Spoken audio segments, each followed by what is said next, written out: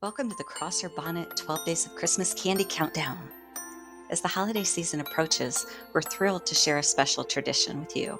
If you're a member of our immediate family, you'll find a Christmas candy advent calendar box in front of you. Inside, you'll discover 12 small containers, each numbered from 1 to 12. These containers hold a delightful surprise, one of your relative's favorite Christmas candies. Each day, for the next 12 days, you'll open a container, savor a piece of candy, and tune into this YouTube channel to learn about the relative who cherished that particular treat. Cindy and I hope you enjoy this Christmas gift in the brief history of the Crosser Bonnett lineage. If you're tuning in and you're not a member of the family, my wish for you is that this festive season be filled with joy and sweet memories. Happy holidays!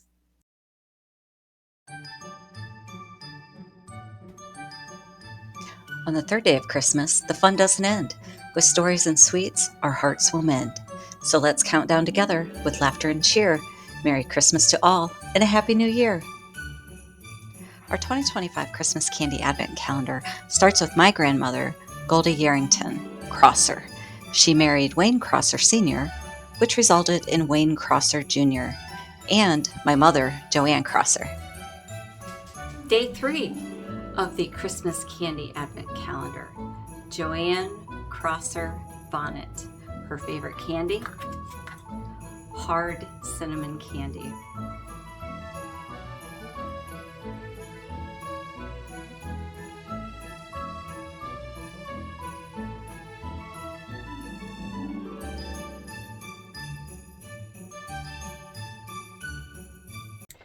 My mom was born on November 24th in 1936 in Defiance, Ohio.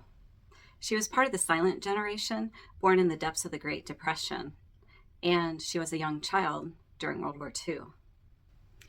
On the day my mom was born, one of the headlines in the local newspaper spoke of employee cards being distributed to local employers. Employee cards are being distributed by the local postmaster to Defiance employers. These employee cards were the second phase, quote, second phase of the stupendous program to provide old age monthly payments starting in 1942 to all eligibles reaching the age of 65 years. To sum that up, on the day that my mom was born, postmasters across the nation were distributing employee card applications to all of their employees. Employers were tasked with distributing these applications to their employees and making sure that they completed them and they were mailed back to the federal government. And the stupendous program mentioned in this article, yeah, that was the start of Social Security. By the time she was 3, the United States had entered World War II, so her early elementary years of school would have been marked by rationing, by victory gardens, uncles that were overseas fighting for our country. On a lighter note, when Mom was a young child and a teenager, her evening entertainment would have consisted of the radio. And she didn't have an indoor restroom.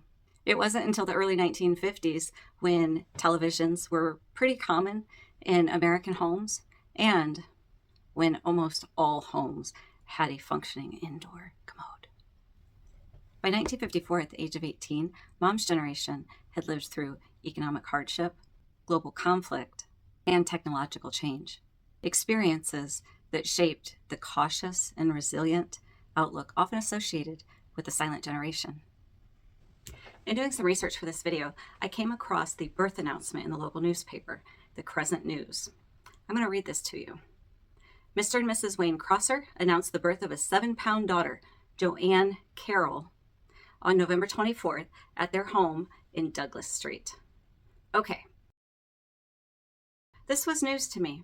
We were always told that my mother didn't have a middle name, that she wasn't given a middle name because it wasn't on a birth certificate.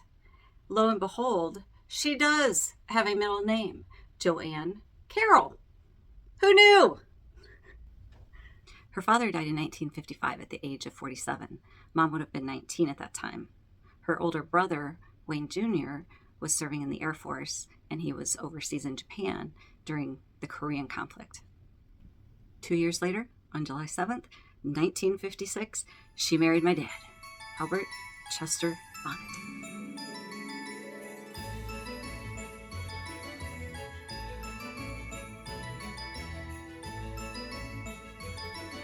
The Crescent News states that the newlyweds took their honeymoon in Michigan and that they lived on South Clinton Street in apartment number 1. When my mom was married, she was working for All Star Products. She worked in the office, but her father had worked as an assistant foreman at All Star Products for 30 years. At the time Mom and Dad were married, my dad was working for what is now Johns Mansfield. Only back then it was called LOF Glass Fibers. Mom actually has 2 days on our advent calendar, so I'm going to stop here with her younger years. And on the second day, which I believe is day 11, we'll resume and let you know what happened in her later years. On the 4th day of Christmas, what did I spy? A candy so yummy, it made me sigh. With each bite, a story unfolds of family traditions and tales untold. Day 4 of the Christmas Candy Advent Calendar, Albert Bonnett. His favorite Christmas candy? Cherry cordial. Albert Chester Bonnett was born in Lewis County, West Virginia on March 20th, 1930. He moved to Defiance, Ohio in 1954 after his dad passed away in November of 1953. By 1954, many West Virginians were moving to Ohio because the coal mining jobs were becoming more mechanized and there was less need for general labor. Dad's journey to Defiance, Ohio began with friends and opportunity.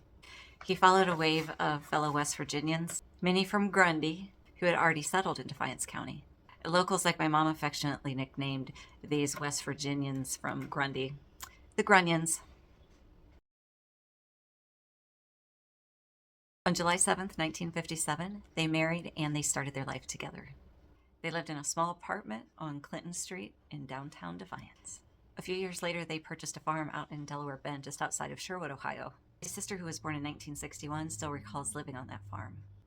I have to say, my dad built his career on determination and skill. He spent more than a decade working in the service department at Sears before striking out on his own. In 1982, he formed Al Bonnett Sales and Service. It was a business that began with sales and repair of appliances, but grew into plumbing, heating, and air conditioning installation. Towards the end of his career, he oversaw home construction for a local architect. Throughout his entire career, he was constantly refinishing and refurbishing antiques for himself and for his customers. In his late 20s and early 30s, while working full-time at Sears, Dad had a side hustle that was pretty exciting. Together with a group of friends, he ran a garage where they built cars and then raced them on the local circle track racing circuit. The roar of the engines and the camaraderie of the pit were part of his life back then. That love for cars never faded. When he was semi-retired, Dad poured his energy into 2 classic Ford Mustang vehicles. One of them became a showpiece, and he and Mom showed it at the Henry Ford Monster Motor Show, which is by invite only, up in Dearborn, Michigan. But he wasn't just about cars. Dad could build or fix anything. At home, Dad always had his own spot, Dad's recliner, and his end table always had a cup of coffee and a glass candy dish. He had a sweet tooth that never quit. Circus peanuts, gummy orange slice things. He would have soft round peppermints, butterscotch discs, things like that throughout there. There was always candy in Dad's candy dish. But then when Christmas rolled around, his favorite took center stage, the cherry cordial. He also liked peanut butter fudge and peanut brittle.